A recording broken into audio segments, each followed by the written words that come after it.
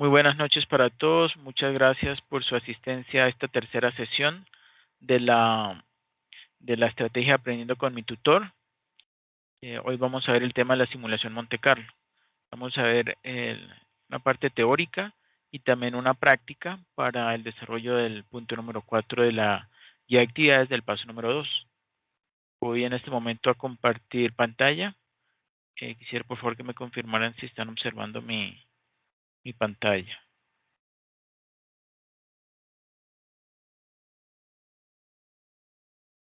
Sí, señor. Ok, y ahorita sí ya la ven ampliada. Sí. Ok, perfecto, muchas gracias. Bueno, entonces como vemos allí, el tema de hoy es simulación Monte Carlo. Eso lo estoy mencionando allí en las diapositivas como SMC, que son las iniciales, ¿no?, de simulación Monte Carlo. Yo me encuentro en la zona centro de Bogotá, Cundinamarca, en el SEAD HAC, que significa José Acevedo y Gómez. Mi nombre, pues como ustedes saben, Andrés Ricardo Riveros. Perdón. Bueno, vamos entonces necesito por favor que ustedes me colaboren leyendo. Es como para hacerlo un poco más interactivo, ¿sí? ¿Quién haya por favor leyendo esta diapositiva sobre la definición de simulación Monte Carlo?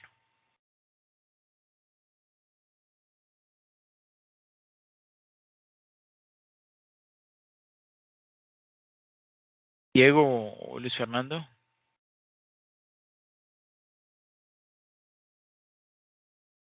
Yo le colaboro, profe.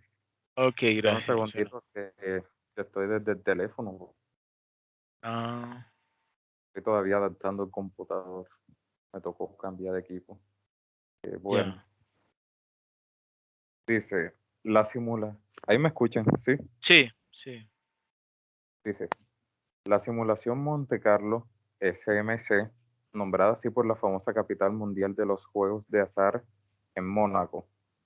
Específicamente se asemeja al muestreo aleatorio en los juegos de ruleta en los casinos de Monte Carlo.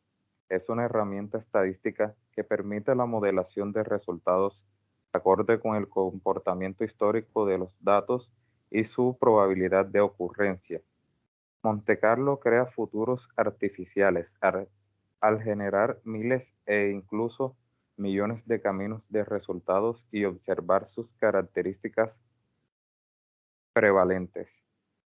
La simulación Monte Carlo produce los valores de una variable a partir de su comportamiento, basado en la selección de números aleatorios para las variables independientes que le afectan, considerando sus distribuciones de probabilidad. Lledó y Rivarola, 2007, página 396. Para poder aplicar la simulación Monte Carlo es necesario contar con suficiente información histórica que permite establecer cómo se comportan las variables y cómo éstas afectan o son afectadas por otras variables. Case y Jacobs, 2014. ¿Qué es simulación Monte Carlo? Una simulación Monte Carlo, en su forma más simple, es un generador de números aleatorios que es útil para análisis de pronóstico, estimación y riesgo. Una simulación calcula numerosos contextos o escenarios de un modelo al escoger repetidamente valores de una distribución de probabilidad de un usuario predefinido para las variables inciertas y usando esos valores como insumo para el modelo, ya que todos los contextos producen resultados asociados en un modelo. Cada contexto puede tener un pronóstico. Los pronósticos son eventos, usualmente con fórmulas o funciones, que usted define como salidas importantes del modelo. Estas usualmente son eventos tales como totales, ganancia neta o gasto bruto. Perfecto, muchas gracias Luis Fernando. Sí, entonces como vemos allí, es precisamente un generador de números aleatorios. Estamos hablando de, por ejemplo, cuando escogemos 1000, ¿sí? Entonces sería la generación de 1000 números aleatorios, ¿cierto? Eso se va generando a través de, sí, digamos, una de las potenciales, una de los beneficios que tiene el Excel, ¿cierto? Es que logra entonces generar esa gran cantidad de números aleatorios y esos siguen, ¿sí? O reflejan o replican el comportamiento de, digamos, la función o la función de distribución de los datos históricos, ¿sí? De una variable, ¿ok? Por eso, para nosotros poder hacer una simulación Monte Carlo, siempre necesitamos tener, pues, datos históricos.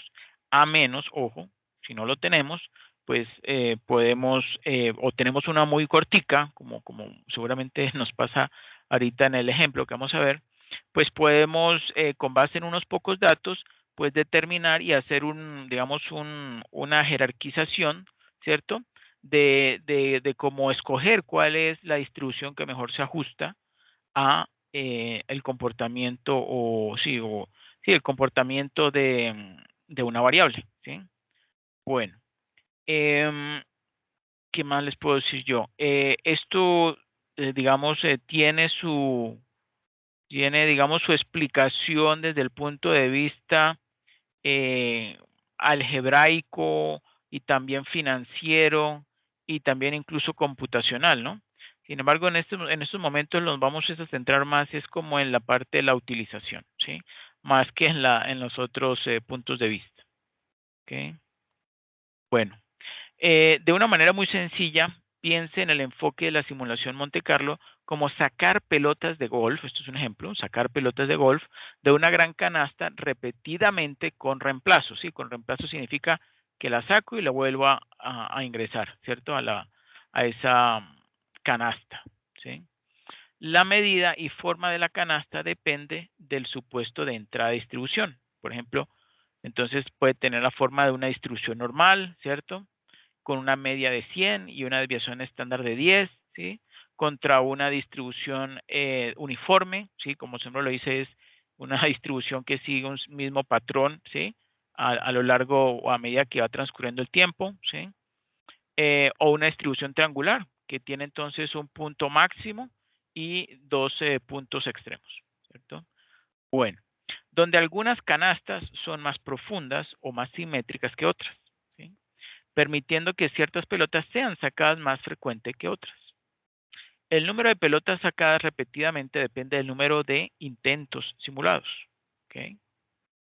Para un modelo grande con múltiples supuestos relacionados, imagine que el modelo grande es una canasta muy grande, ¿sí?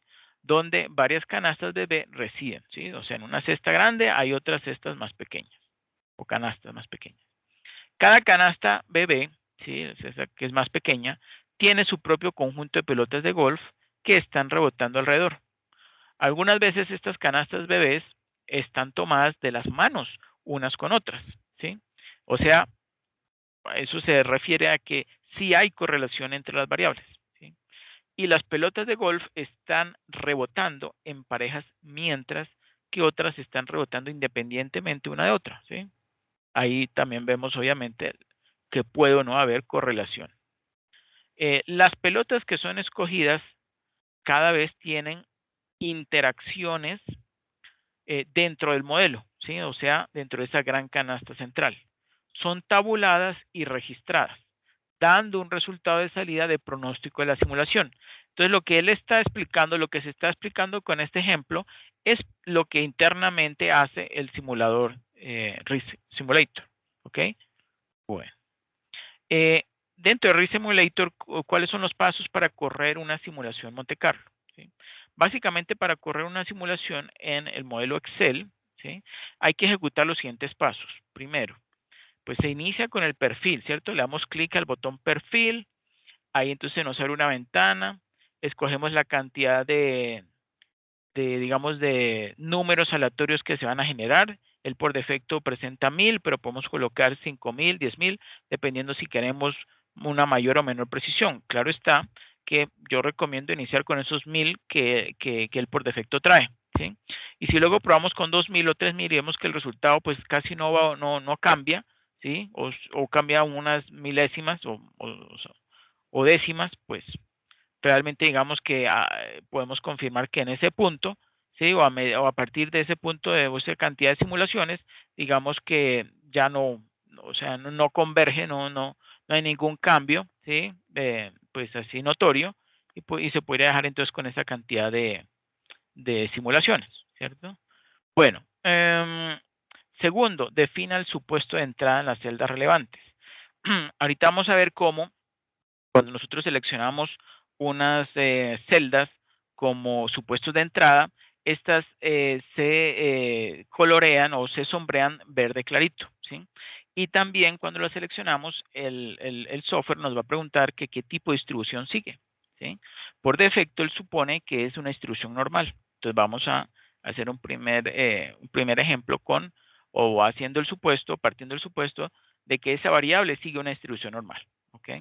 Luego corremos, ¿sí? Vamos a hacer un ranqueo para ver cuál es la distribución que mejor se ajusta a esas variables. Vamos a escoger 5 variables, ¿sí? Vamos a escoger 5 variables de ese análisis tornado que hicimos la vez pasada y miramos a ver cuál es el comportamiento de ellas, ¿ok? Bueno, tercero, defina el pronóstico de salida en las celdas relevantes. Bueno, realmente esa definición del pronóstico de salida, digamos que se lo hace Excel, ¿no? Después de que nosotros hemos seleccionado cuál va a ser nuestro celda de salida, pues él automáticamente va a informarnos, ¿cierto? Cuáles son los, cuáles son, o sea, nos va a indicar con base en un nivel de confianza, ¿sí? En un intervalo de confianza, nos va a decir si ese resultado que tenemos inicialmente allí en esa celda de Excel podría, ¿sí? Podría tener un nivel más bajo y un nivel más alto y un nivel más elevado, ¿sí? O se va a encontrarse dentro de un rango, porque eso es lo que un intervalo de confianza nos va a arrojar, nos va a decir, mire, dentro de este rango entre mínimo tanto y máximo tanto, entonces podemos afirmar, ¿cierto?, que el 95% de las veces se cumple el que ese resultado, ¿cierto?, se va a encontrar dentro de ese rango. ¿Sí? Ese resultado puede ser, por ejemplo, el de las ventas, o puede ser el de la utilidad neta, o puede ser también si escogemos el del valor de la empresa, ¿sí? Bueno. Luego, cuarto, corremos la simulación y quinto, pues interpretamos los resultados. ¿Okay? Bueno, la proyección de estados financieros, perdón, es una importante labor que requiere la consideración de diferentes elementos conocidos y desconocidos. Pues en condiciones de incertidumbre, la gestión del riesgo es un factor clave en el éxito de las organizaciones.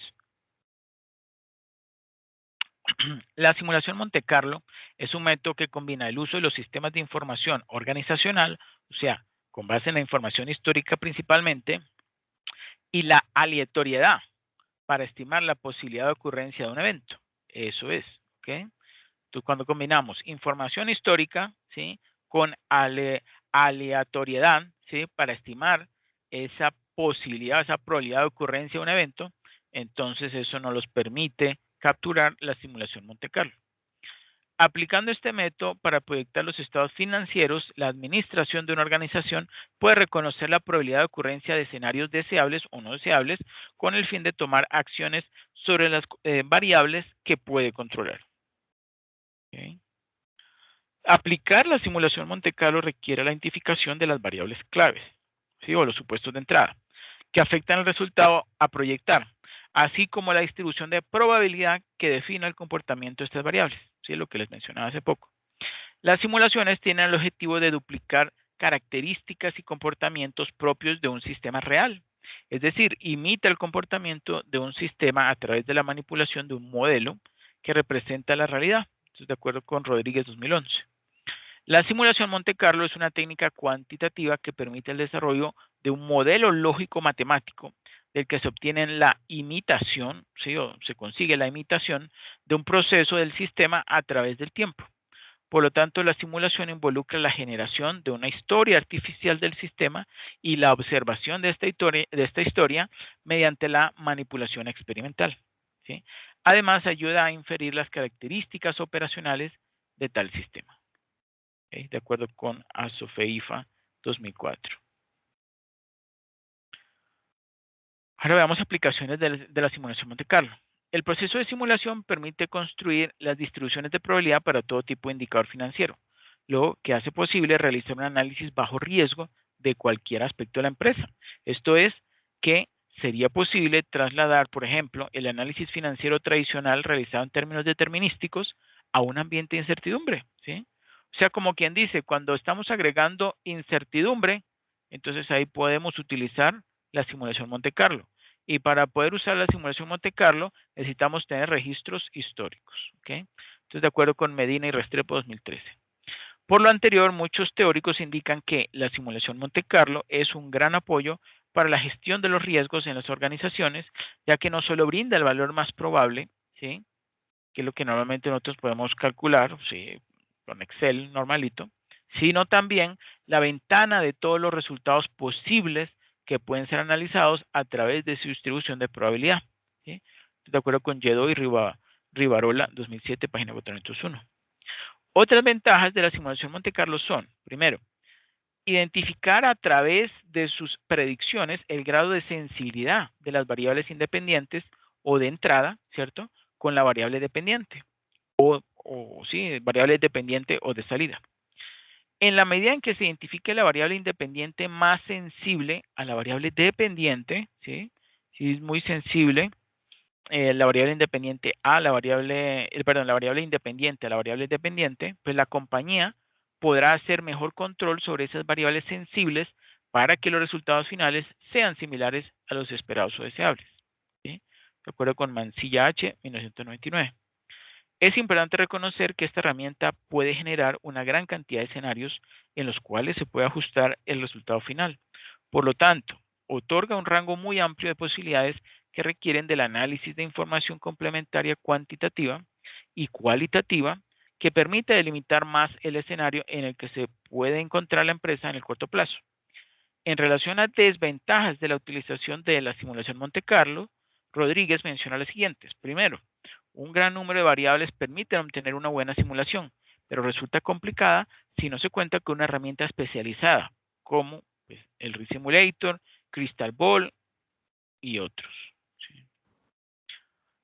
Segundo, la simulación no genera situaciones o soluciones óptimas, ¿sí? Como por ejemplo maximizar utilidades o minimizar costos. Ahora, no significa que no sea posible, ¿sí? O sea, él no lo trae incluido, pero si tomamos o escogemos como una variable de resultado, ¿sí? Por ejemplo, un indicador y le colocamos luego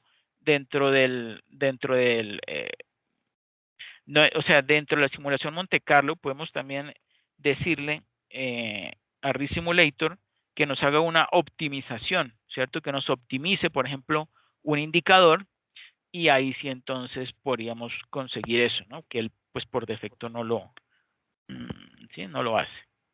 ¿Alguien quiere mencionar algo? ¿No?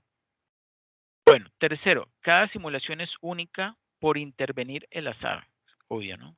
Cada número sigue, digamos, se genera un número aleatorio que, como su nombre lo dice, es aleatorio, no tiene nada que ver con algún tipo de patrón o aunque anteriormente generó, por ejemplo, un 0,1, ahora entonces va a seguir con 0,2 y 0,3, no. Es completamente al azar que está generando ese número. ¿Ok? Bueno, la simulación Monte Carlo no se ha diseñado para encontrar la mejor solución o soluciones óptimas, como en la programación lineal o en el análisis de decisiones, sino que evalúa diferentes alternativas y se toma una decisión con base en una comparación de los resultados. ¿Sí? Lo que hace es comparar unos resultados con otros. Es decir, se evalúa el desempeño de sistemas previamente especificados. ¿Okay? Eso es según lo que afirma Asofeifa 2004. Ahora, ¿cuáles son las condiciones de la información financiera para utilizar simulación Monte Carlo en la proyección del estado de resultados? Este es un caso muy específico, ¿cierto? Que les puede servir para el punto número 4, ¿sí? Aquí hice para el estado de resultados, pero yo lo voy a hacer con el flujo de caja, ¿ok? Bueno, los resultados de una organización son el efecto de relacionar los ingresos o incrementos patrimoniales menos los costos y los gastos o disminuciones patrimoniales, producto de las operaciones ordinarias o extraordinarias diferentes a los aportes de los socios y a los rendimientos de sus aportes. Este esquema normalmente se presenta dentro del estado financiero denominado estado de resultados, ¿sí? De acuerdo con Duque, Muñoz y Osorio 2011. y, ¿qué? Y de acuerdo a los estándares internacionales de información financiera, ¿sí? A los IFRS, ¿sí? International Financial Reporting Statements, ¿cierto? Bueno, los resultados de la organización provienen no solo de las actividades ordinarias, sino también de otras actividades asociadas con la estructura de inversión y de financiación de la compañía. La NIC 1, o sea, la norma internacional contable 1, ¿cierto? Establece que el rendimiento de la organización se compone del resultado del periodo y de otros resultados integrales, los cuales pueden presentarse de forma conjunta o separada, ¿sí? El resultado del periodo corresponde a la diferencia entre los ingresos y gastos realizados en el periodo, mientras que, este es otro indicador, ¿no? Mientras que los otros resultados integrales, ¿sí? Son partidas de ingresos y gastos no realizados, ¿sí? No realizados significa que no se realizaron en ese periodo contable, ¿sí? Por lo general fue que se realizaron periodos anteriores, ¿sí? Pero pues los vamos a reconocer ahora en ese ORI, ¿sí? Otro resultado integral, cuyo efecto en la estructura financiera de la empresa se verá en el futuro, ¿sí? Ya sea en el resultado del periodo o directamente en la cuenta de ganancias acumuladas en el patrimonio, ¿sí?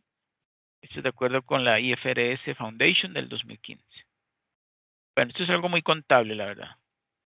En algunas investigaciones se excluye las partidas del ORI, debido a que su naturaleza es incierta en función del comportamiento del valor razonable, la tasa de cambio y otras variables inmersas en los cálculos actuariales, por lo que no dependen de no dependen de las variables aleatorias que se trabajan en el modelo de la simulación Monte Carlo, que son los niveles de producción y ventas de una organización. O sea que digamos que no tenemos que considerar ese ORI, ¿sí? Cuando vayamos a hacer nuestra simulación Monte Carlo. El estado de resultado es un informe importante para los empresarios, pues a partir de él evalúan las utilidades que arrojan las operaciones de la organización mes a mes y el desempeño de la administración del negocio, solo por mencionar algunos. Por lo tanto, los tomadores de decisiones en las compañías están a la espera que en el futuro los resultados sean positivos y cumpliendo un nivel de rentabilidad deseado por los inversionistas. Esto genera inquietudes como cuál es la probabilidad de que en el próximo periodo se cumplan las utilidades deseadas. Segundo, cuáles son las variables que más inciden en la generación de los resultados esperados. Eso es bastante importante conocerlo. Inquietudes como estas pueden ser resueltas con la simulación Monte Carlo aplicada al estado de resultados. Pues estos interrogantes están bajo situaciones futuristas, ¿sí? O sea, proyecciones, y por ende con un grado de incertidumbre. Cualquiera de las dos formas básicas para presentar el estado de resultados, según los lineamientos de la NIF, la IFRS, es decir, por naturaleza o por función, son limitadas para la aplicación de la simulación Monte Carlo, ¿sí? Limitadas, pues no refleja para todas las partidas empleadas en el cálculo de la utilidad cuáles en el futuro cercano, o sea, en el corto plazo, tiene un comportamiento bajo incertidumbre y cuáles no. Sí, eso digamos que es pues, un inconveniente, ¿no? Por lo tanto, es necesario realizar unas clasificaciones adicionales de los rubros usados en el estado financiero aplicando el modelo costo-volumen-utilidad, ¿sí? O sea, que tenemos que calcular ¿qué? Tenemos que calcular ese modelo costo-volumen-utilidad tiene que ver con ¿qué? Con el margen, ¿no? El margen de contribución, ¿cierto? Bueno. Recuérdense que a partir de la teoría del modelo costo-volumen-utilidad, los ingresos, costos y gastos tienen un comportamiento variable, fijo o semivariable en relación a los niveles de producción y venta.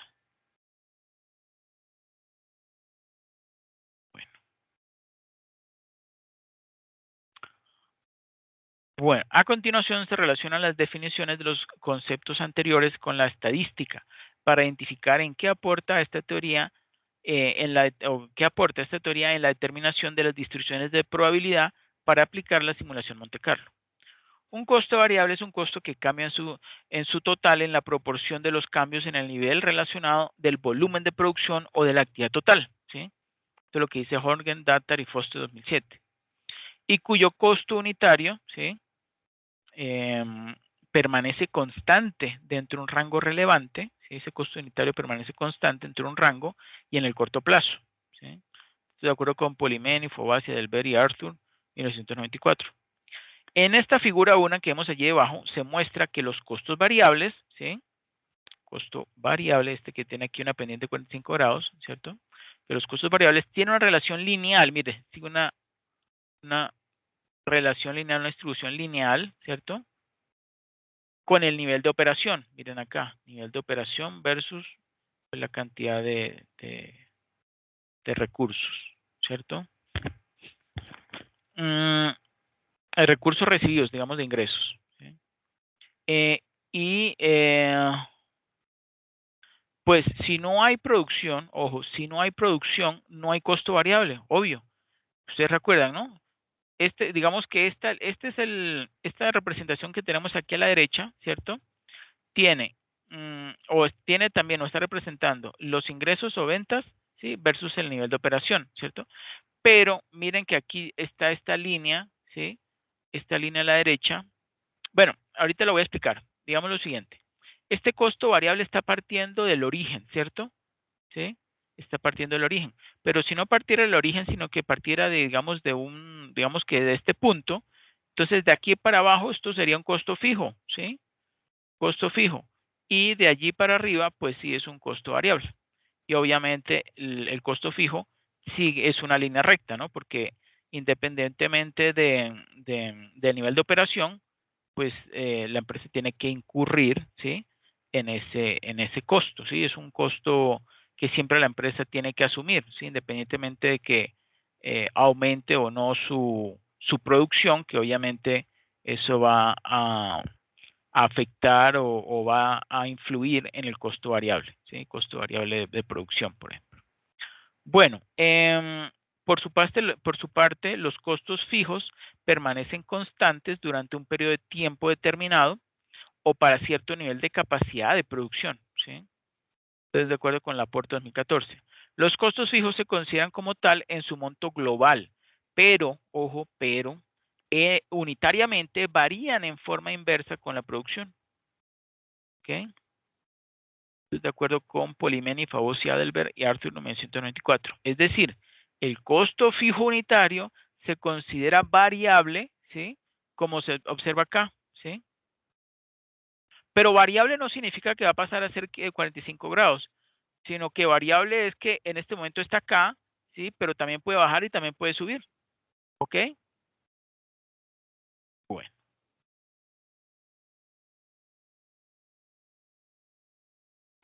También existen los costos semivariables o semifijos, que se componen de una parte fija y otra variable que se modifica de acuerdo al volumen de producción.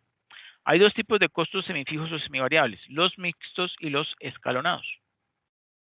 Los primeros, o sea, los mixtos, tienen una proporción fija básica y a partir de esta comienzan a incrementar. ¿Sí?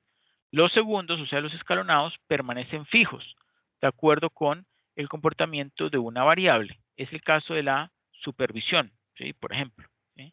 O sea, por ejemplo, la seguridad, ¿sí? Supervisión. Esta permanece fija de acuerdo con el número de trabajadores. ¿sí? Y bueno, eso es de acuerdo con Cuervo, Osorio y Duque 2013. La figura 3, que es la que tenemos aquí abajo, la figura 3, ¿cierto? Muestra el comportamiento gráfico de esos costos. Miren entonces que aquí en este caso, como yo les mencionaba, ¿sí? Esta es una línea, o sea, sigue una tendencia lineal, un comportamiento lineal, ¿cierto? Como vemos, tiene una pendiente de 45 grados, pero ya no está partiendo aquí el origen, sino que está un poco más arriba, ¿cierto?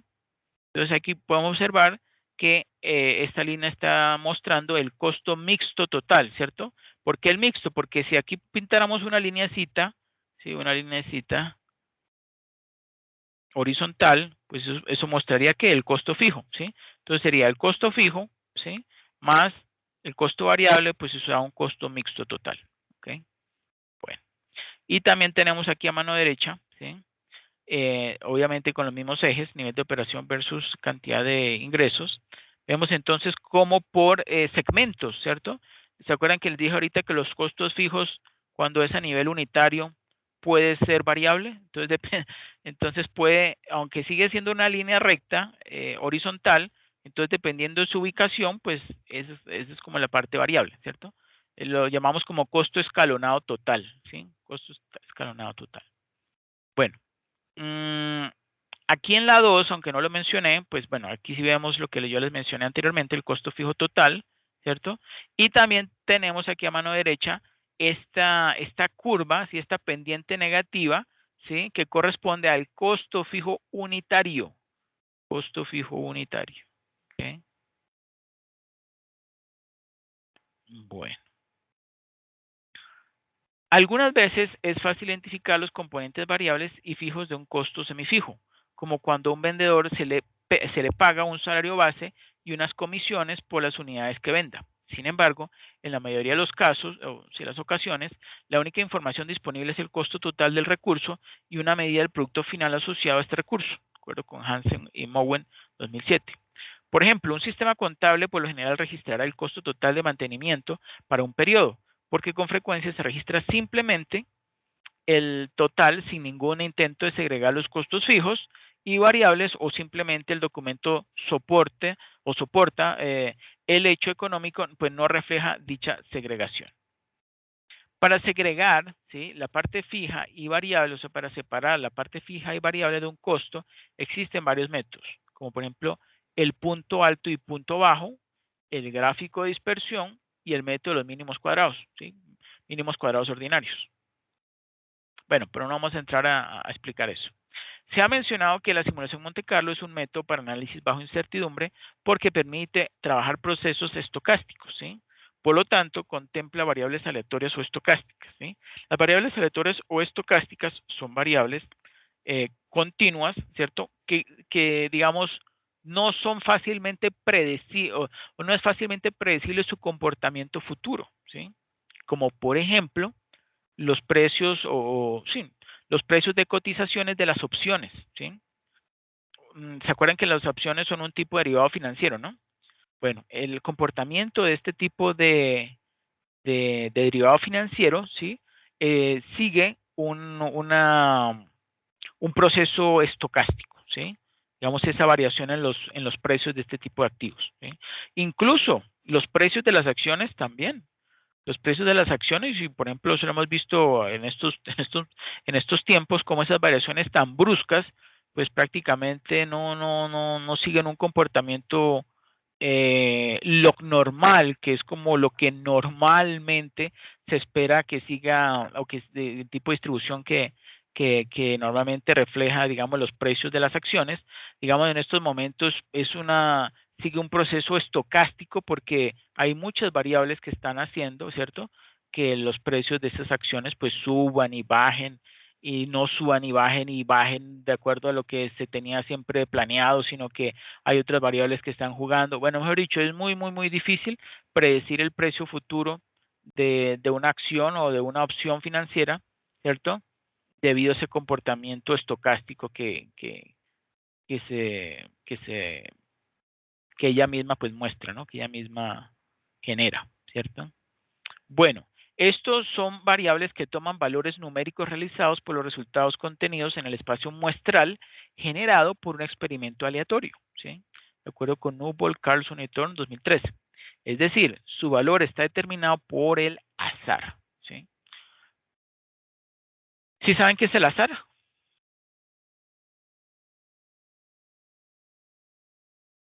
¿Quién me define qué es el azar?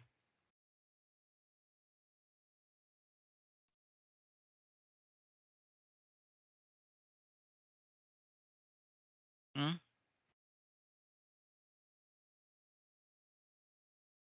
Aleatorio, ¿no, profe? Aleatorio, sí. O sea, es un comportamiento que es imposible, ¿sí?, determinar con antelación, ¿sí? Eso es el azar. Eso es el azar. Bueno, perfecto. Lo anterior se relaciona con los conceptos de costos variables y la parte variable de los semifijos totales. ¿Ok? Semifijos totales. En la medida que estos son costos, en la medida que estos costos tienen dos componentes que para análisis futuros, solo uno de ellos está bajo incertidumbre, ¿cierto? Solo uno. El componente que hace referencia al volumen de producción o actividad, o sea, unidades producidas, horas hombre, horas máquina, kilos transformados, unidades vendidas, etcétera, es el que le da un comportamiento variable a este tipo de costos, ¿sí? Por lo tanto, es una variable no determinística, ¿sí? Si una variable es no determinística, significa que es continua, ¿ok? Que conocer su valor en el futuro es incierto y es a esta variable la que se requiere conocer su distribución de probabilidad para aplicar la simulación Monte Carlo. ¿Okay? El otro componente es el valor monetario de una unidad del componente físico o del volumen de producción. Es decir, el costo variable unitario, que bajo la teoría del CBU, o sea, el costo volumen utilidad, este componente se considera fijo y conocido en el corto plazo. ¿Sí? Por su parte, los costos fijos y la parte fija de los costos semivariables, ¿sí?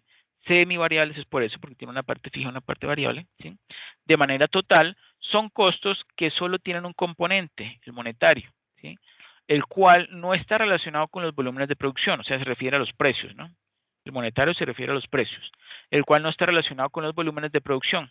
Por lo tanto, bajo un escenario de corto plazo, el costo fijo es un valor conocido en el futuro cercano y no le aplica la distribución de probabilidad, ¿no? Porque ese es fijo, ¿no? Ese no va a estar afectado, ¿sí?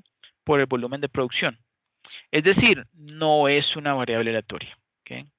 En conclusión, para la aplicación de la simulación Monte Carlo en el estado de resultados, en primera instancia se debe realizar la clasificación del comportamiento de los ingresos, ¿sí? Entonces hay que mirar, ¿sí? Qué tipo de distribución es la que está presentando, ¿cierto? Los ingresos, ¿sí? También los costos, los gastos costos y gastos en fijos, variables y semifijos. ¿Okay? Bueno, ahora vemos la construcción de la simulación Monte Carlo. Bueno, para estos últimos se debe proceder a aplicar algún método de separación en su componente fijo y variable. Solamente para las partidas, o sea, las cuentas de volumen de producción o venta, se debe identificar la distribución de probabilidad si se está bajo escenarios de corto plazo. ¿Sí? De corto plazo, entonces hay que determinar cuál es la distribución de probabilidad. Pero si es de largo plazo, ojo, por lo general, si es de largo plazo y son unos cuantos años, ¿cierto? De pronóstico, pues por lo general sigue una distribución normal. ¿Ok? Bueno, porque así se ha demostrado, ¿sí? Así lo dice la teoría y eso se cumple. Bueno, de acuerdo a Vélez 2003, Jorión 2006, Molina 2011 y Medina y Restrepo 2013, los pasos a seguir para la aplicación de la simulación Monte Carlo, adaptados para la construcción del modelo de decisión del estado de resultados, son los siguientes. Identificar para cada una de las variables estocásticas las distribuciones de probabilidad con sus debidos parámetros, ¿sí? ¿Cuáles son sus parámetros? Pues son los momentos, ¿sí? O sea, la media, la mediana, la moda, que es el primer momento, el segundo momento, que es la desviación estándar, la varianza, el tercer momento es la desviación estándar y el cuarto momento es la kurtosis, ¿sí? Bueno, estos son los volúmenes de producción o de venta por tipo de servicio o producto. Calcular las correlaciones, ¿sí? Entre las variables independientes. También incluir posibles dependencias entre las variables, construir el modelo para proyectar el estado de resultados, donde se presenten las relaciones matemáticas, ¿sí? Entre los ingresos, los costos, los gastos y las unidades vendidas para calcular los diferentes tipos de utilidad y la contribución marginal. ¿Okay? Generar números aleatorios o pseudo aleatorios, alimentar los procesos estocásticos o las distribuciones de probabilidad, más bien, ¿cierto? Las distribuciones de probabilidad inversas con los números aleatorios. Calcular el número de simulaciones. Entre más grande sea la cantidad de simulaciones es mejor. Esto basado en la ley de los grandes números, ¿sí? Eso es lo que lo soporta, ¿sí? Ese concepto. Cada corrida es un escenario posible y consistente basado en los supuestos establecidos en el modelo, ¿sí? O sea, el modelo puede decir que, por ejemplo, los ingresos siguen entonces una distribución, no sé, log normal, ¿cierto? Y que los costos siguen una distribución normal, por decir algo, ¿cierto? Aunque no es que lo esté afirmando, es por poner un ejemplo, ¿sí? Bueno, cada resultado debe ser guardado, realizar el análisis de estadística descriptiva, ¿sí? Entonces utilizamos un indicador, ¿sí? Para ver entonces para evaluar cómo fue ese resultado, comparar ese resultado, ¿cierto? Y determinar si realmente se ajusta bien al modelo o no, ¿cierto? Para eso sirven esos indicadores estadísticos, ¿cierto? Esto es calcular la media, la varianza, la probabilidad de que el resultado asuma ciertos valores, un histograma, entre otros, ¿sí? Hacer un análisis de sensibilidad, ¿sí? Y esto puede ayudarse con el gráfico de tornado, como el que ya hicimos, para identificar cuál variable independiente del modelo al tener un cambio es la que más afecta a la variable dependiente, ¿cierto? O sea, ver cuáles son las variables que son más sensibles, ¿cierto? Bueno, ahora veamos el control de precisión y error. Una herramienta muy poderosa en la simulación de Monte Carlo es la del control de precisión. Por ejemplo, ¿cuántos intentos son considerados suficientes para correr en un modelo complejo? El control de precisión saca al tanteo la estimación del número relevante de intentos al permitir que la simulación se detenga, ojo, si el nivel de precisión preespecificado es alcanzado. La funcionalidad del control de precisión le deja establecer cuán preciso quiere que sea su pronóstico, ¿sí? Hablando en términos generales, entre más intentos son calculados, ¿sí? O sea, más números de simulaciones que nosotros escogemos, pues el intervalo de confiabilidad se hace más angosto y las estadísticas se vuelven más precisas, ¿okay? La presentación del control de precisión en el simulador de riesgo, ¿sí? En el Risk Simulator, usa la característica de intervalos de confianza, que fue lo que yo les mencioné, ¿sí? Para determinar cuándo la exactitud especificada de una gráfica ha sido lograda. Para cada pronóstico, usted debe especificar el intervalo de confianza para el nivel de precisión. Por defecto, Risk Simulator toma o calcula un intervalo de confianza del 95%. ¿Okay? Es decir, que por defecto el alfa es del 5%. ¿Okay? Bueno, es común confundir tres términos: error, precisión y confiabilidad. Aunque suenan similares, los conceptos son significativamente distintos. En el siguiente ejemplo se evidencia. Suponga que usted es un fabricante de tortillas especiales para tacos y está interesado en averiguar cuántas de estas tortillas están rotas en promedio en una caja de 100. ¿Sí? Una manera de hacer esto es recolectar una muestra de cajas previamente empacadas de 100 tortillas, abrirlas y contar cuántas de ellas están rotas. ¿Sí? Esa es como la manual. Usted fabrica 1 millón de cajas al día. Esto es su población, ¿sí? O sea, el tamaño de ya no es de la muestra, sino de la población es de 1 millón, ¿no? 1 millón de cajas. Pero usted abre solo 10 cajas, o sea, su muestra es de 10 cajas al azar, ¿sí? Este es el tamaño de su muestra, también conocido como su número de intentos en una simulación, ¿ok? El número de tortillas rotas en cada caja es 24, 22, 4, 15, mire cómo va cambiando, ¿no? 33, 32, 4, 1, 45 y 2, ¿sí? El número promedio calculado de tortillas rotas es de 18,2, ¿sí? Basado en estas 10 pruebas o intentos, el promedio es de 18,2 unidades, ya que basado en el ejemplo, el 80% de confiabilidad del intervalo está ubicado entre 2 y 33 unidades, es decir, 80% del tiempo, el número de tortillas rotas está entre 2 y 33, ¿sí? O sea, unidades rotas, basado en este tamaño de muestra o número de intentos ejecutados, ¿sí? Sin embargo, ¿qué tan seguro está usted de que 18,2 es el promedio correcto? ¿Sí? Otra pregunta que nos podemos hacer es, ¿son esos 10 intentos o esa muestra de 10, ¿sí? Suficientes para establecer esto? ¿Sí? ¿Sí? O sea, para definir, establecer o afirmar que 18,2 es el promedio correcto. ¿Sí? El intervalo de confianza entre 2, ¿sí? Que es el más bajo, y 33, que es el más alto, es demasiado amplio. ¿Sí? Es demasiado amplio ese rango. O sea, 33 menos 2 es 31, un rango de 31. Es bastante grande, ¿no? Es demasiado amplio y demasiado variable. Suponga que usted requiere un valor del promedio más exacto, ¿cierto? Donde el error, ¿sí? Es de más o menos 2 tortillas, ¿sí? Ya no tanto como el anterior, ¿sí? El 90% del tiempo. Eso significa que si para usted todas las cajas manufacturadas en un día, ¿sí? O sea, 1 millón de ellas, ¿sí? 900,000 de estas cajas tendrán tortillas rotas en promedio a alguna unidad media, ¿sí? De 2 tortillas, ¿sí? O sea, con un promedio de 2 tortillas. ¿Cuántas cajas más de tortillas necesitaría usted entonces probar, ¿sí? O correr intentos para obtener este nivel de precisión? Entonces, aquí las dos tortillas, ¿sí? O sea, ese es lo que yo quiero que haya, ¿cierto? Aquí las dos tortillas es el nivel de error, mientras el 90% es el nivel de precisión, ¿sí? O sea, eso lo podemos relacionar en la estadística como que el alfa, ¿sí? El alfa son dos tortillas, ¿sí? Y el nivel de precisión es del 90%. Entonces, si suficientes números de intentos son corridos, ¿sí? Si yo aumento la cantidad de números aleatorios, ¿cierto? Entonces el 90% del intervalo de confianza será idéntico al 90% del nivel de precisión, donde una medida más precisa del promedio es obtenida de manera tal que el 90% del tiempo el error y por ende la confiabilidad serán más o menos de dos tortillas. ¿Okay? Como un ejemplo, digamos que el promedio es de 20 unidades, ¿sí? No 18,2 sino 20 unidades. Entonces el 90% del intervalo de confianza estará entre 18 y 22. ¿Sí? Miren que 20 se encuentra 2 unidades por abajo y 2 unidades por arriba, ¿cierto?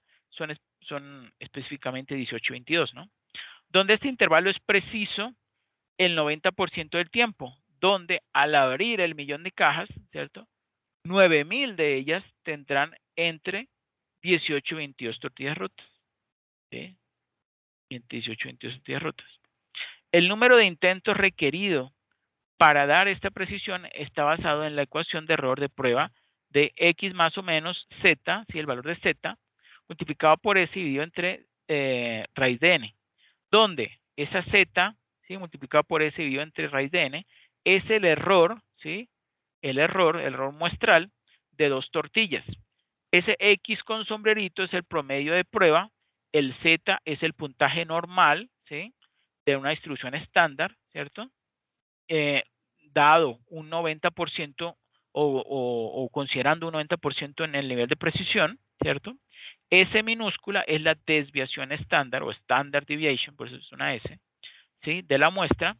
Y N es el número de intentos requeridos, ¿sí? Es preciso el número de simulaciones, el número de intentos requeridos para dar este nivel de error con la precisión especificada. ¿Okay? Bueno, el primer momento de una distribución, que vamos a medir el centro de distribución, el primer momento de una distribución mide la proporción esperada de la ganancia de un proyecto particular. Mide la localización de los contextos del proyecto y posibles resultados en promedio. Las estadísticas comunes para el primer momento incluyen la media, ¿sí? O sea, el promedio, la mediana, que es un centro de distribución, ¿sí? Y, digamos, ese mediana tiene que ver con 50-50, ¿cierto? Y la moda, que es que el valor que ocurre más frecuentemente, ¿sí? O sea, el valor que se repite con mayor frecuencia. La figura 2.19, que es la que tenemos acá, ilustra el primer momento, Ahí está mostrando el primer momento. Si ven allí, entonces, vemos que hay dos gráficas, ¿cierto? Una a la izquierda y otra a la derecha, y se interceptan, ¿cierto? En un punto, ¿sí? En este caso, la desviación es igual a 0 y la kurtosis, que es ese, digamos, abultamiento de las colas en las distribuciones, ¿cierto? Que sería, digamos, por acá y por acá, ¿sí? Y por acá y por acá, que es algo característico en cuando vamos a graficar las variaciones en los precios de las acciones. Es algo pues, bastante común observar que tenga kurtosis, ¿sí? Y dentro de la kurtosis, pues hay unas definiciones que, bueno, no vamos a entrar con ellas, pero sí se los comento, ¿no? Bueno. En este caso, miren, a propósito, estas dos gráficas se están interceptando, como vemos allí, sigma 1 igual a sigma 2, o sea que en este punto, ¿sí? En el que convergen, ¿cierto? O sea, en este punto en que se interceptan, el sigma 1, ¿sí? O sea, una desviación estándar, ¿sí? Para esta distribución, también es igual a un sigma, una distribución estándar que captura, como ustedes se acuerdan, el 68% de los datos, ¿sí? Entonces, aquí en este puntico, estos dos, ¿sí? Se igualan, ¿sí? Por eso vemos ahí que sigma 1 igual a sigma 2. ¿Sí? Bueno. Ok, El segundo momento mide la extensión de una distribución, ¿sí? La cual es una medida de riesgo. La extensión o amplitud de una distribución mide la variabilidad de una variable, es decir, el potencial de que una variable pueda caer en diferentes regiones de la distribución. En otras palabras, los potenciales escenarios de los resultados. La figura 220, que es la que tenemos acá, ¿sí? Es esta. El segundo momento, varianza, ¿cierto? Vemos allí que hay inicialmente, ¿sí? O digamos la distribución de color roja, ¿cierto? Está un poco, ambas digamos, no están ubicadas dentro o no están mostrando una distribución normal, no. La roja, miren que tiene una punta muy, muy elevada, ¿cierto? Y por el contrario, la azul, la punteada azul, ¿cierto? Tiene, digamos, su cresta un poco por debajo de lo que debería estar en una distribución normal, que es una distribución perfecta, ¿no? Entonces vemos allí que hay esos dos tipos ¿cómo le podemos decir? De imprecisiones, no ponemos de imprecisiones, sino de formación, ¿sí? De graficación, digamos, eh, de comportamiento, ¿sí? A veces está mostrando cómo esos dos tipos, esas dos gráficas que no son normales, ¿cierto? Están alineadas de todos modos con respecto a la media, ¿cierto? En ambas gráficas, aunque uno tiene una punta muy elevada y la otra la tiene muy por debajo de lo que debería estar, ambas ubican su media o su μ1, ¿sí? Que es la media de la muestra, ¿cierto? O digamos en el centro y que ambas se igualan, ¿ok? Eso es lo que está mostrando esa distribución normal. Y vemos allí entonces cómo vemos allí, por ejemplo, el largo de este sigma 1, ¿sí? Que es una desviación estándar. Miren, es más angostico a el de la gráfica que tiene una línea punteada azul, ¿cierto? Que es mucho más larga, ¿sí? Porque miren, lo que estamos mencionando ahorita, eso es como la longitud de la gráfica. Está mucho más larga que esta rojita, que termina como por acá. En cambio, esta azul termina como por allá, ¿cierto? Y automáticamente, pues, como es más amplia, también digamos, la representación de un sigma, de un sigma, pues entonces gráficamente es más amplio que, por ejemplo, el de la rojita, que es más chiquita, ¿sí? Más chiquita. Bueno, la figura 220 ilustra dos distribuciones con primeros momentos idénticos, ¿sí? Medias idénticas, pero segundos momentos muy diferentes o riesgosos, ¿sí? Porque tienen varianza. La visualización puede ser más clara en la figura 221. Como ejemplo, supongamos que hay dos acciones y los movimientos de la primera acción, ilustrado por la línea más oscura, o sea, esta, ¿sí? La línea más oscura, o sea, la azul, ¿cierto? La línea más oscura, con fluctuaciones más pequeñas es comparado con los movimientos de la segunda acción ilustrado por la línea, no, perdón, lo dije al revés. La línea más oscura es la roja, qué pena. La línea más oscura es la roja, ¿sí? Y la otra es la punteada, ¿sí? Miren que esta azul tiene unas variaciones mucho más bruscas, ¿sí? ¿Sí? Que la roja.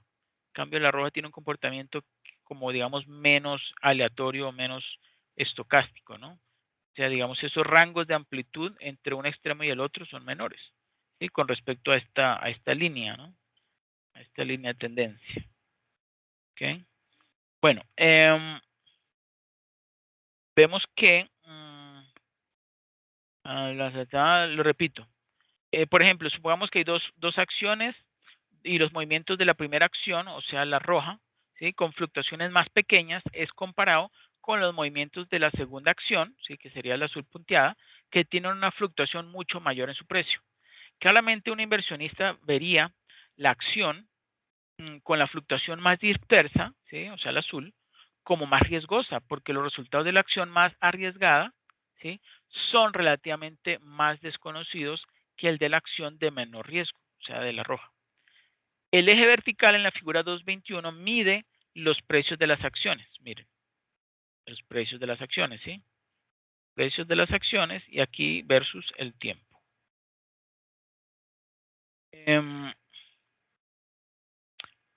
La figura, el eje vertical en la figura 2.21 mide los precios de las acciones. De esta manera, la acción más riesgosa tiene un rango más amplio de resultados potenciales.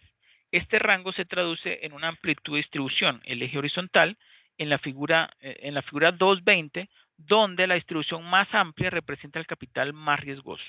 ¿Sí? Miren, en la 2.20, ¿no? La azul punteada, miren que está mucho más aplanada, ¿sí? Como aplastada. ¿Sí? De ahí que la amplitud de extensión de una distribución mide los riesgos de una variable. Ojo, ¿sí? La amplitud de extensión de una distribución mide los riesgos de una variable. Note que en la figura 2.20 ambas distribuciones tienen primeros momentos idénticos. Mire, primeros momentos idénticos. ¿Sí? El mu. El primer momento es la promedio mu, ¿sí? De la muestra. ¿Sí? El promedio de la muestra es igual en ambas, tanto en la roja como en la azul. ¿Sí? Note que en la figura 2.20 ambas distribuciones tienen primeros momentos idénticos o tendencias centrales, pero claramente las distribuciones son, pero claramente las distribuciones son muy diferentes. Qué pena. Esta diferencia en la amplitud de distribución es medible. Matemática y estadísticamente la amplitud, ¿sí? O riesgo de una variable, ¿sí? Puede medirse a través de diferentes estadísticas, como por ejemplo el rango, la distribución, la desviación estándar, que es ese mu, ¿sí? La varianza, el coeficiente de variación y los percentiles. ¿Okay? Bueno. Qué pena, yo he dicho que este era el promedio. No, qué pena, esta es la desviación estándar, qué pena. Lo que pasa es que a veces se usan como el mu de la muestra, como el promedio de la muestra del mu, en este caso lo utilizaron fue como la desviación estándar, ¿no? O sea que en este caso, la desviación estándar de la muestra de la roja es igual a la desviación estándar de la azul punteada, ¿sí? De la gráfica azul punteada. ¿Ok? Bueno. Listo. Bueno, y eso es todo, ¿sí? En la parte de teoría. ¿Ok? Yo igual les voy a compartir estas diapositivas. ¿Ok? Y ahorita vayamos al ejemplo. Voy a agrandar un poco más esto. Bueno. Esta es la empresa que habíamos tomado ejemplo la vez pasada, ¿cierto? De la confecciones Pretty Woman. ¿Sí? Aquí tenemos el balance general, son cifras en millones. ¿Sí? Y miren, aquí tenemos el estado de resultados. ¿Sí? Bueno, sí. Ahorita que me acuerdo, sí, no tomé el flujo de caja, sino que tomé el estado de resultados. O mejor dicho, el flujo de caja que está aquí abajo está tomando datos del estado de resultados. Miren. Perdón, es que lo pasé. Este flujo de caja libre está tomando datos, ¿sí?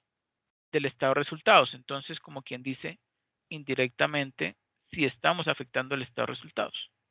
¿Ok? Bueno, entonces miren lo siguiente. Que cuando le doy enter, él vuelve a el dato inicial. Miren lo siguiente. Las ventas, ¿sí? Yo pues decidí en términos prácticos generarlo, calcularlo con base en, digamos, vamos a suponer que la empresa fabrica 3 productos, ¿sí? A, B y C, y para obtener el valor de las ventas netas, ¿sí? Del año 1, entonces la empresa vendió ese producto A o tenía un precio de venta del producto A de 85, el del precio B de 60, el precio C en 32, la cantidad de producto A vendida fue de 25, la cantidad vendida de producto B fue 19 y la cantidad vendida de producto C fue 18. Y a multiplicar precio por cantidad para cada uno de los productos, pues nos da esos 3.830, ¿cierto? Bueno. También estas celdas que he sombreado en color verde clarito es porque los he tomado como variables de entrada, ¿ok? Por eso están de color verde, ¿sí? Y esos resultados me los dio esto. ¿Se acuerdan el análisis de Tornado? Que dijimos, miren, entonces la cantidad de producto A, el precio de producto A, la cantidad de producto B, el precio de producto B, ¿sí? Voy a escoger 5 diferentes variables, ¿sí? Para hacer mi simulación Monte Carlo, ¿sí? Aquí identifiqué las 5 más importantes, ¿sí? También el costo de la mercancía vendida, ¿sí? Bueno, obviamente, pero en el cuarto lugar, precio del producto y cantidad del producto C, ¿sí? Y luego el costo de la deuda. Entonces, miren que allí hay, ¿cierto? 5 variables en total. Entonces, pues las escogí acá, ¿sí? Aquí hay 3, aquí hay 4 y aquí abajo está la quinta, que es el costo de la deuda. Este que es el costo de la deuda. ¿Ok? Bueno, ahora, miren lo siguiente. En este ejemplo, yo tomé como supuesto de salida el valor de la empresa, pero ustedes también pueden tomar, ¿sí? Si quieren, tomen la utilidad neta, ¿sí? La utilidad neta acá. Pueden tomarlo también como variable de salida. Aquí voy a darle clic a simulador de riesgo, ¿cierto? Y miren, aquí en este ribbon, en esta franja, ¿sí? Lo que ustedes tienen que hacer es lo siguiente. Le dan clic a nuevo perfil. Allí entonces le colocan un nombre, por ejemplo, simulación de prueba. ¿Sí? Simulación de prueba. El número de pruebas es el número de simulaciones. Dejémoslo por defecto como está en 1000. ¿Sí? Y aquí donde dice especificar la secuencia de números aleatorios, ¿cierto? Pues usted puede colocarle cualquier número, pero uno digamos que como por seguir la tradición le coloca del 1 al 6, ¿no? ¿Eso qué significa? Que cuando yo vuelva a correr esta simulación, este resultado que ya me arrojó inicialmente, pues me lo va a volver a arrojar. ¿Ok? ¿Ok? Entonces le doy OK. ¿Ya? Y ahora voy a empezar a seleccionar los supuestos de entrada. ¿Sí? Ojo con lo siguiente. Voy a borrar estos y los vuelvo a seleccionar para que ustedes vean. Supongamos que yo cometí un error. Entonces ustedes lo que hacen es que marcan la celda y acá arribita ven que dice eliminar. Entonces le dan clic a eliminar. Ah, espera un momento. Ah, pero no me lo borró. Ah, debe ser por lo que ya yo lo había corrido. Sí. No, no me lo está corriendo. Bueno, vamos a volverlo a intentar a ver si nos los deja. Ustedes seleccionan entonces la variable de entrada, ¿sí? Que el análisis de Tornado ya nos identificó, ¿no? Nos dijo, mire, cantidad producto A por precio producto A, cantidad producto B por precio B, ¿sí? Y costo de la deuda y costo de mercancía vendida, ¿sí? Miren que me acabo de dar cuenta que no escogí las cantidades, entonces miren, también tengo que seleccionar las cantidades, entonces, pues digamos que, que no estuvo tan mal. Entonces, selecciono aquí la cantidad de producto A, le doy clic a supuesto de entrada, y al darle al supuesto de entrada, miren, se abre esta ventana, ¿sí? Esta ventana que dice propiedades de la simulación. Miren que está seleccionado por defecto la normal, ¿sí? Creo que les mencioné hace poco, ¿no? Si no les mencioné, pues les digo. Por defecto, él toma o él hace el supuesto de que las variables siguen una distribución normal, ¿sí? Entonces vamos a hacer esta primera prueba, ¿sí? Con lo que viene por defecto, ¿sí? Y simplemente le damos OK, ¿sí? Y él se nos pinta color verde clarito. Lo mismo hacemos con la cantidad de producto B, ¿sí? Está en normal y le damos OK. Y con la cantidad de producto C. ¿Ya? Normal, OK. Listo. ¿Sí? Bueno, claro está. A ver, lo que pasa es que antes yo tenía simplemente el valor de las, creo que en la simulación pasada, ¿sí? Teníamos, yo no tenía separado precio por cantidad, en cambio en esta vez sí. Entonces ahí ya automáticamente se nos aumentó la cantidad de variables, ¿sí? Pasamos de 5 a 8, ¿sí? 2, 4, 6, 7 y 8, ¿sí? Eso no hay una cantidad que es que alguien diga, no, pero es que con 5 es que es importante o con 10. No, ustedes colocan los que ustedes consideren que pueden tener una importante incidencia, ¿sí? En los resultados, que son más sensibles a afectar, digamos, este promedio o este valor de 2000. Bueno, en este caso daría el valor de la empresa, da 2003, si no estoy mal. 2014, ¿sí? Entonces, por eso él aquí en el tornado lo muestra alrededor del 2000, ¿no? Un poquitico corrido a la derecha. Pero entonces, digamos que esas variables son las que más están influyendo en, o las que más podrían influir el resultado final, ¿sí? Esas variables. Entonces, las seleccionamos. En el de salida, ¿sí? ¿Cómo hacemos? Pues seleccionamos la celda que queremos tomar como, como pronóstico de salida y le damos clic aquí donde dice pronóstico de salida. ¿Sí? Miren que él ya me identificó. Ah, mira, ese se llama valor de la empresa. ¿Sí? Aquí donde dice nivel de precisión, ¿sí? Que dice enseguida porcentaje de confianza, yo no le coloco nada. ¿Y por qué no le coloco nada?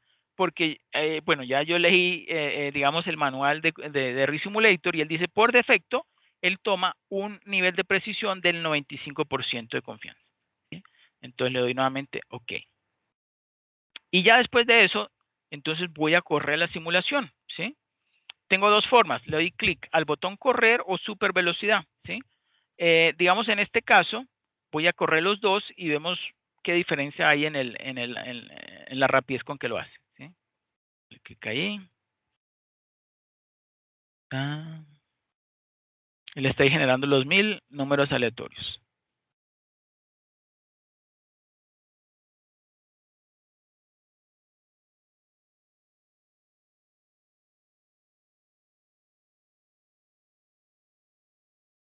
Listo. ¿Sí? Se detuvo. ¿Sí? Dice allí la simulación ha terminado. ¿Ok? Y miren, ahí también dice que finalizó. ¿Cierto? Le damos a aceptar. ¿Sí? Y miren lo siguiente. Aquí nos generó una gráfica, ¿sí?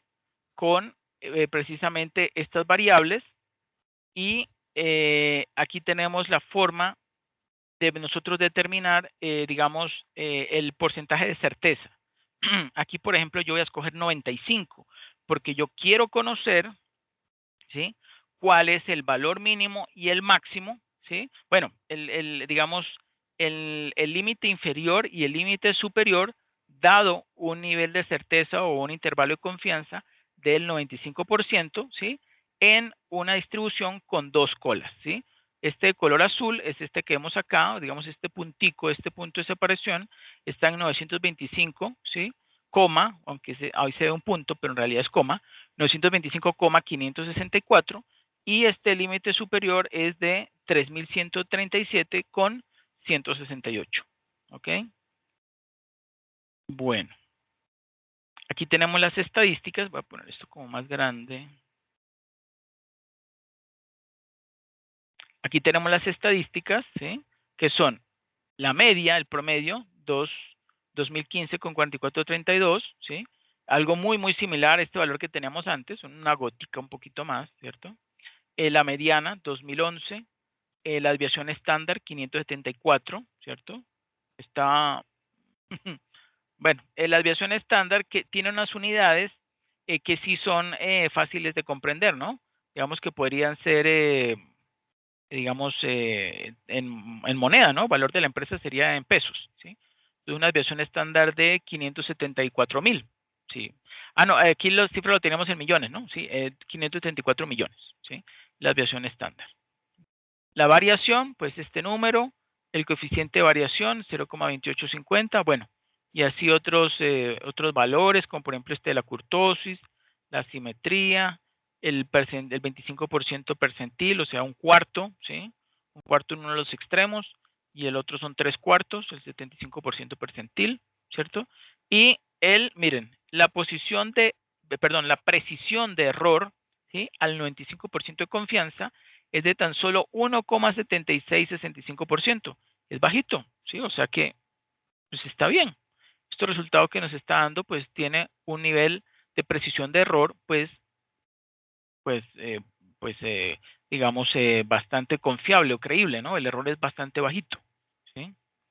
Y bueno, aquí tenemos en preferencias pues esta opción, opciones, miren que aquí nos está mostrando lo que yo les dije, por defecto él toma un nivel de precisión para calcular el error del 95% por defecto.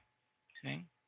Ahora, si quisiéramos ver dentro del mismo histograma la media, la mediana y primer cuartil, pues ahí lo podemos ver también, ¿sí? Si queremos.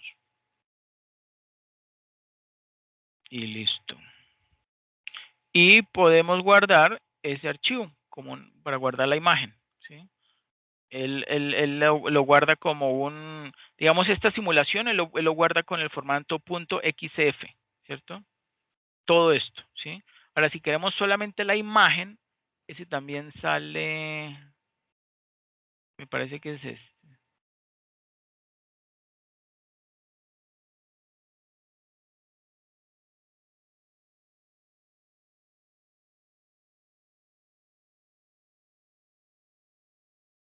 Embed, embebida. Bueno, ahorita no me acuerdo exactamente cómo era que se hacía para guardar la imagen, pero sí, eso hay forma de guardarlo. Y veamos ahora la vista global. Miren, esta es la vista global. Esta es la vista global. Okay. Ah, aquí es donde está, qué pena. Miren, aquí abajito en este botón que dice copia el gráfico, ahí ustedes le dan clic y él guarda esa imagen en la memoria temporal, ¿sí? Y podemos abrir, por ejemplo, aquí el Paint, ¿sí? Bueno, este está como muy largo y lo pegamos. Ahí tenemos la imagen, ¿sí? Como para que nos quede como de evidencia, si quieren. Ahí está. Okay. Bueno, y eso es todo. Eso es todo. ¿Sí ven cómo es de sencillo?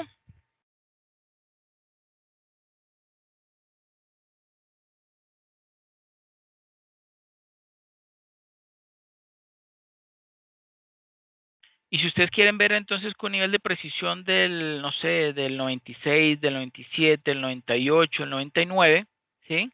Entonces ustedes ven allí como en dos colas, ¿sí? Esos límites se van ampliando, ¿no?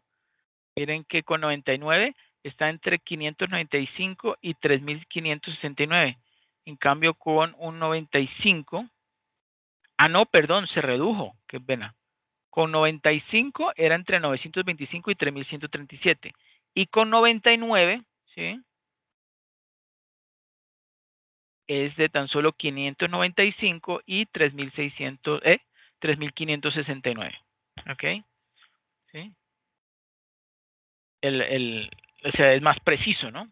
Porque digamos es más pequeño esta diferencia entre estos dos. ¿Sí?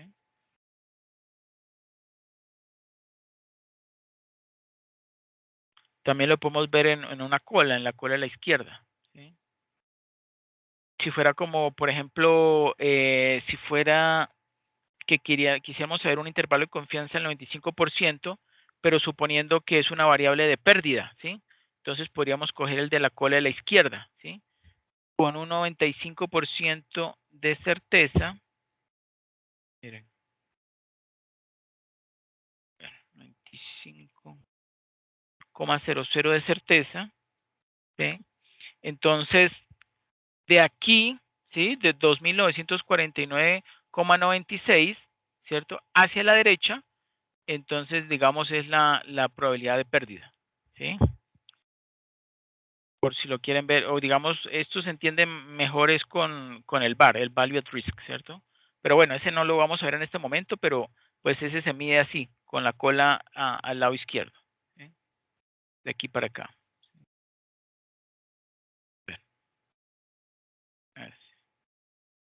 Ok, bueno. ¿Tienen alguna pregunta, alguna duda?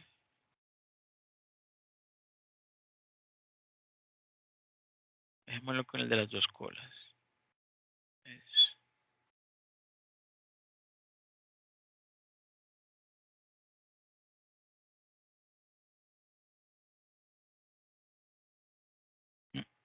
No sé, no se actualizó. Ay, a veces le pasa eso. Ah, ya. Ok, ya. Listo. ¿Alguna pregunta, alguna duda?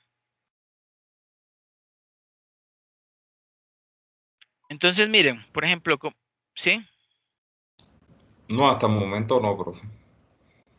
Bueno, miren, aquí, por ejemplo, yo coloqué con un intervalo de confianza del 95%, el valor de la empresa puede oscilar, ¿sí? En este caso me dio diferente, en este caso me dio entre 797, me había dado, perdón, 797, pero voy a actualizarlo porque ahorita me dio fue 925, ¿sí? ¿Por qué me dio diferente? Entonces me dirán, ay, pero ¿por qué le dio diferente al anterior? Porque es que acuérdense que yo inicialmente no había tomado las cantidades, ¿sí? No había tomado estas cantidades de producto A, producto B y producto C. Entonces, aunque yo le puse esa semilla, que fue colocar el número del 1 al 6, pues no, pues ahí sí ya me da un número diferente, ¿no? Entonces, como quien dice, este sí es ya un resultado más creíble. 925, 564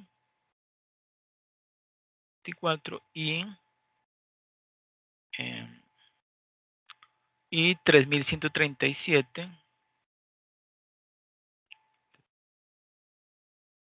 7, coma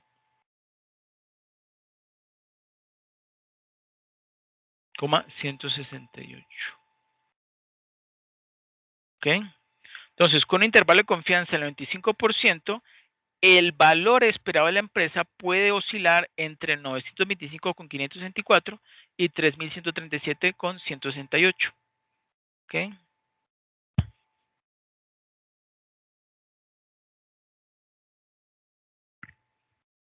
Si ustedes tienen alguna duda, alguna pregunta, yo les recomiendo que hagan esto mismo, no solo con valor de la empresa, ¿sí?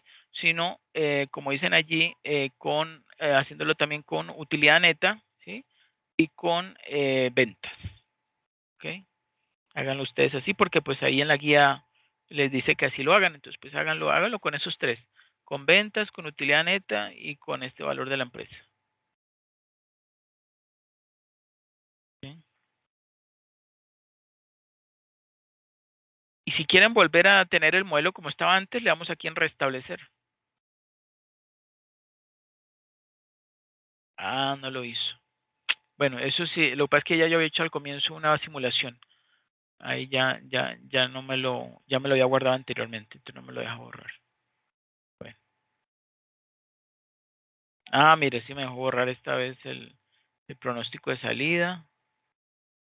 Ah, y le fue correr. No hay tener. Yo lo que quiero es borrarlo. Ah, sí, sí, no me lo deja borrar. Bueno, háganlo de todos modos una vez, ¿sí? Y no se vayan a equivocar seleccionando la variable de entrada.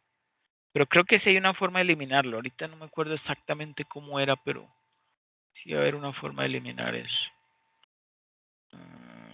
Ya. Bueno.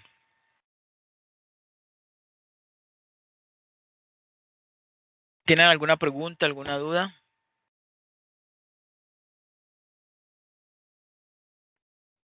Ah, les iba a comentar, los datos para ustedes elaborar el estado de resultados y la otra información como el balance, ¿cierto?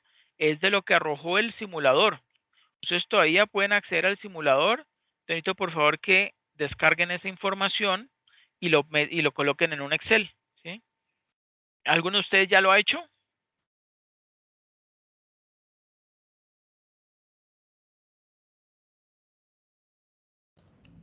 No, profe, entonces uno entra a la parte de resultados y los descarga, ¿no? Sí, sí, correcto. Yo descargué ya una información. Permítanme, espérenme, dejo compartir pantalla. Ok, esperen, yo busco acá, yo creo que yo he descargado esa información. Ok, así en imágenes. Así aquí está. Bueno, se las voy a mostrar.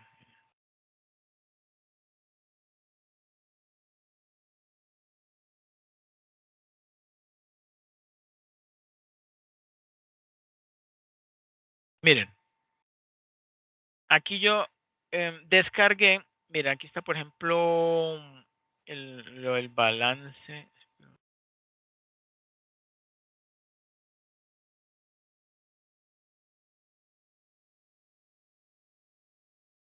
No, yo lo puse fue en otro lugar. Yo tenía más. Ay, no fue acá.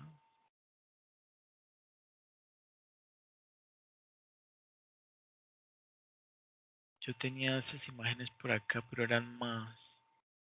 Ah, sí, sí, sí. Sí, no, sí estaba bien. Esperen, se los voy a compartir.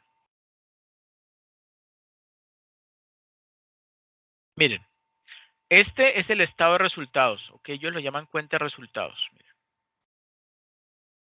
Este es el de Smart One y este es el Spain 10, ¿cierto? También están, o sea, tenemos allí, no, sí, no.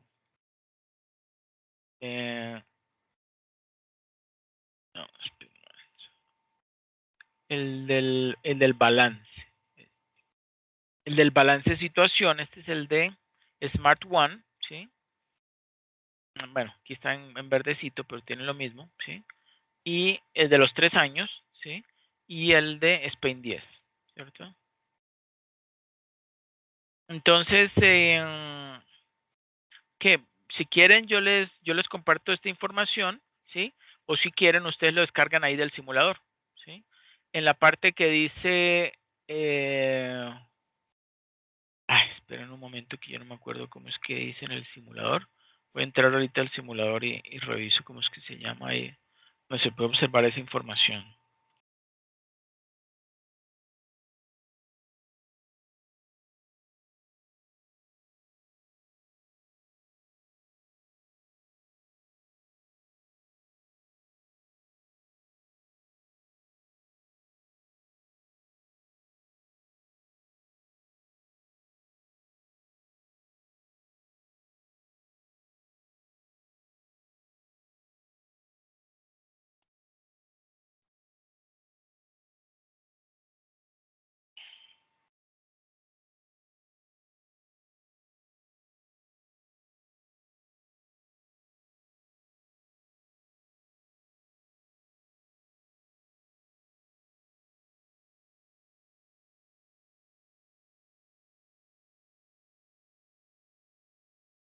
Bueno, competencias, competiciones, lateral.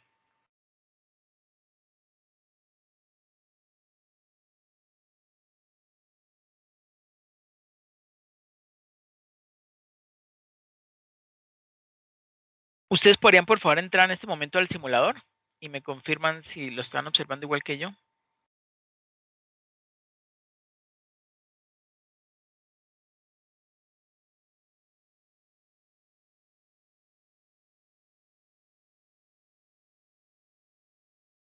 Por ejemplo, yo voy a entrar ahorita a Smart One.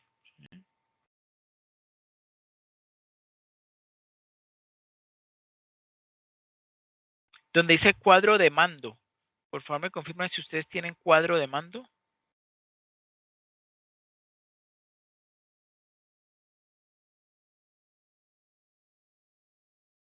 Miren, esta es la vista que yo tengo. Aquí a mano izquierda hay un menú, ¿cierto?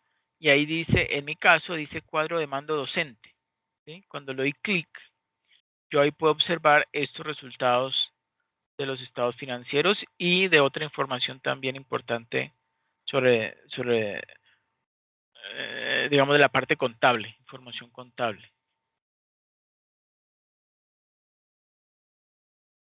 Quisiera que ustedes me confirmaran si pueden observar también esta información. Está un poquito demorado, pero bueno, te lo muestro.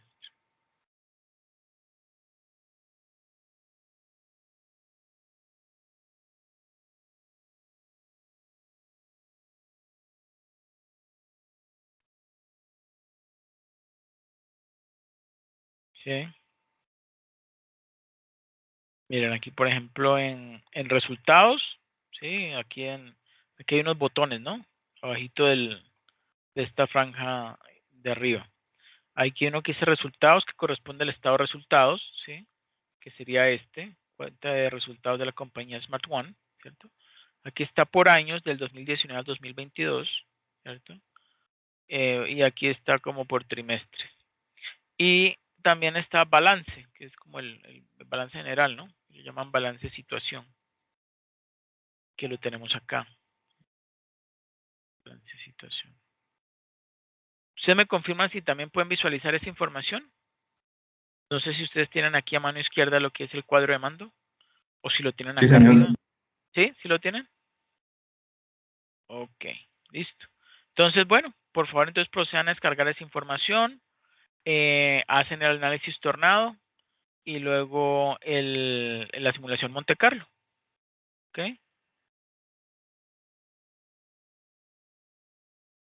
Pues si les presenta alguna duda, pues me lo hacen saber.